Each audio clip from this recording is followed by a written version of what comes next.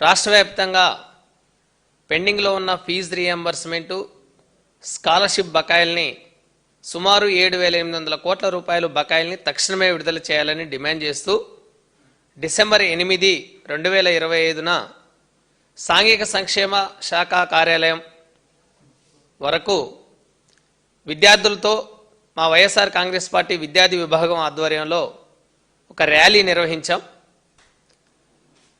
ఈ ర్యాలీ సందర్భంగా విద్యార్థులందరం కలిసి సాంఘిక సంక్షేమ శాఖ డైరెక్టర్కి వినతిపత్రం ఇవ్వాలని భావించాం.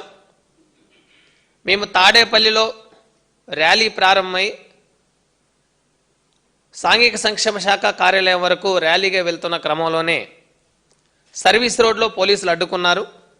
మా ర్యాలీ చాలా ప్రజాస్వామ్యయుతంగా శాంతియుతంగా ప్రారంభమైంది. పోలీసులు బారికేడ్లు పెట్టి అడ్డగించి ఎవరైతే ఈ ర్యాలీలో పాల్గొన్న విద్యార్థులు ఉన్నారో విద్యార్థులను అడ్డగించి లాఠీలతో నెట్టేసి పిడిగుద్దులు గుద్దుతూ చాలా కర్కశంగా అమానుషంగా విద్యార్థుల పట్ల వ్యవహరించారు.